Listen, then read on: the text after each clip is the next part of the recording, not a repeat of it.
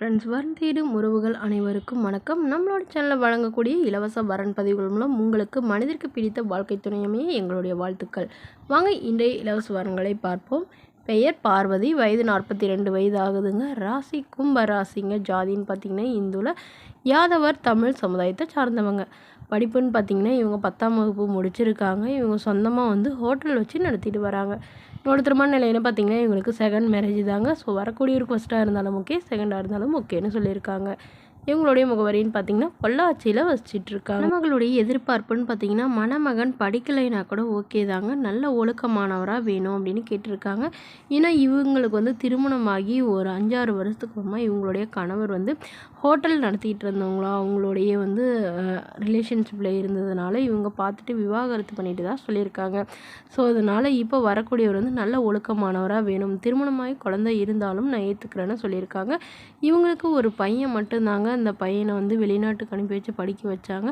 But அவங்க பையன் அங்கேயே லவ் மேரேஜ் பண்ணிக்கிட்டதுனால அவங்கக்கிட்டேயும் இவங்க பேசுகிறது இல்லைன்னு சொல்லியிருக்காங்க. ஸோ அதனால் இவங்க தனிமையில் இருக்கிறதுனால இவங்களுக்குன்னு இப்போ ஒரு துணை வேணும்னு எதிர்பார்க்குறாங்க.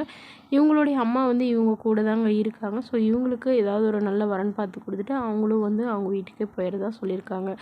மணமகளுடைய வசதி நிலைன்னு பார்த்திங்கன்னா இவங்களுக்கு சொந்த வீடு இருக்குங்க. அதுவும் இல்லாமல் ஒரு 2 கடை வாடகைக்கு விட்டுருக்கிறதா சொல்லியிருக்காங்க. இவங்களுக்கு சொந்த ஹோட்டல் இவங்களோட சொந்த கடைன்னு சொல்லியிருக்காங்க. ஸோ இவங்களுக்கு மனசுக்கு பிடிச்ச நல்ல வாழ்க்கை துணையுமே நம்மளோட சேனல் சார்பாக வாழ்த்துக்களை தெரிவிச்சுக்கிறேங்க. இந்த மணமகளும் உங்களுக்கு பிடிச்சிருந்தா கீழே உள்ள வாட்ஸ்அப் நம்பரை தொடர்பு கொள்ளவும். அடுத்த வரன் பெயர் பார்த்திங்கன்னா சுதா ராணி, வயது 42 வயது ஆகுதுங்க. ராசி துலாம் ராசிங்க. ஜாதின்னு பார்த்திங்கன்னா இந்துவில் எந்த ஜாதியாக இருந்தாலும் ஓகேன்னு சொல்லியிருக்காங்க. படிப்பு இவங்க எந்த ஒரு படிப்பும் படிக்கலைங்க. இவங்க பலகார கடை சொந்தமாக வச்சு நடத்திட்டு வராங்க. நல்ல ஒரு வருமானம் வரதான் சொல்லியிருக்காங்க. எங்களோட திருமண நிலைன்னு பார்த்திங்கன்னா 2ஆம் மனம் தாங்க. வரக்கூடியவருக்கு ஃபஸ்ட்டாக இருந்தாலும் ஓகே, செகண்டாக இருந்தாலும் ஓகேன்னு சொல்லியிருக்காங்க. இவங்களுடைய முகவரின்னு பார்த்திங்கன்னா கும்பகோணத்தில் வசிக்கிறாங்க. இவங்களுக்கு திருமணமாகி இவங்களுடைய கணவர் அதாவது ஃபயர் ஆக்சிடெண்ட்டில் தவறிட்டதாக சொல்லியிருக்காங்க. இவங்க வீட்லேயே கேஸ் சிலிண்டர் இடித்ததுனால அவர் தவறிட்டதாக சொல்லியிருக்காங்க.